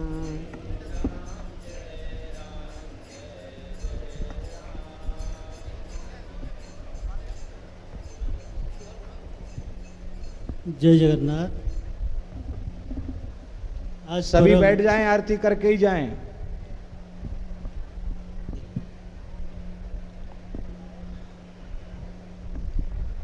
हम सभी का परम सौभाग्य है, आज दुर्मिल ग्रंथ ईशावास्योपनिषद का उन्मोचन हुआ। हमारे परम पूजास्पद स्वामी त्रिभुवनदास ने उनका वो टीका लिखी। ये बहुत अच्छी बात है कि उसमें ईशावास्योपनिषद में 18 मंत्र है। अभी हमारे भगवत्पाद ने महाभारत की कथा कह रहे हैं हम सभी को। तो महाभारत में जो सार श्रीमद् भगवद गीता, उसमें 18 अध्याय है, इसमें 18 मंत्र है। वाह। और युद्ध 18 दिन के लिए चला था। ये त्रिवेणी संगम हमारे साथ हुआ। हम सभी का बहुत उपकार होगा इस ग्रंथ का अवलोचन, इस ग्रंथ का पठन मनन और निधिध्यासन हम करेंगे। और आज इतना शुभ दिन है, जगन्नाथ की रथ यात्रा है। हमारा मन तो पुरी में है, तो जगन्नाथ रथ यात्रा में इसी ग्रंथ का उन्मोचन हुआ, ये भी बड़ी भाग्य की बात है। इन्हीं शब्दों के साथ अभी सबको अभिनंदन एवं प्रणाम। देखो कितना संक्षिप्त सार गर्भित प्रवचन किया। 18 पुराण हैं, भागवत जी के श्लोक संख्या भी 18 है और ईशावास्य उपनिषद के मंत्र संख्या भी 18 है और महाभारत का युद्ध भी 18 दिन का है। तो कितना बढ़िया संयोग बना है। स्वामी विशुद्धानंद जी ने कितनी सुंदर बात कही। हम लोग बड़े भाग्यशाली हैं। अवश्य ही ईशावास्य उपनिषद पढ़ना चाहिए। आपके अन्य जो है विशिष्टाद्वैत वेदांत का विस्तृत विवेचन प्रकाशित है। केनोपनिषद पर भी आपने लिखा है। तत्व विवेचनी हिंदी व्याख्या जो अप्रकाशित है, और कठोपनिषद पर भी आप लिख चुके हैं जो अप्रकाशित है। हम भगवान जगन्नाथ महाप्रभु से प्रार्थना करते हैं कि भगवान स्वामी श्री त्रिभुवनदास जी को दीर्घायुष्य आरोग्य प्रदान करें, अपने चरण कमलों में रति प्रदान करें हमने तो उनको बहुत आग्रह किया था कि आप यहाँ आवें, लेकिन वे मंच से दूर रहने वाले, फोटो खिंचाने से दूर रहने वाले महात्मा हैं, तपस्वी संत हैं, वे नहीं आए। उनकी मानसिक उपस्थिति है। भगवान से प्रार्थना करते हैं जगन्नाथ जी से कि संपूर्ण ब्रह्मसूत्र और दशों उपनिषदों के ऊपर आपके द्वारा इस प्रकार का महनीय कार्य भगवान जगन्नाथ संपन्न करावें। इसी प्रार्थना के साथ जगन्नाथ जी के चरणों में प्रणाम करते हैं, कीर्तन करें और आरती करके प्रस्थान करें। श्री राम जय जय राम। श्री राम जय जय राम। श्री राम जय जय राम। श्री राम जय जय राम। श्री राम जय जय राम। श्री राम जय जय राम। सीताराम जय सीताराम। सीताराम जय सीताराम। राधे श्याम जय राधे।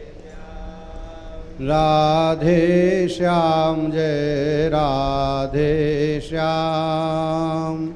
ओम मा इदगुं हविः प्रजननं मे अस्तु दशवीरगुं सर्वगणगुं स्वस्ताये आत्मशनि प्रजा शनि पशु शनि लोक सन्यभय शनि अग्निः प्रजां बहुलां मे करोत्वन्नं पयोरेतो अस्मासु दत्तो आरार्ति पार्थिवगुं रजः पितुर्प्रायिधामभिः दिवः सदा शिबृहति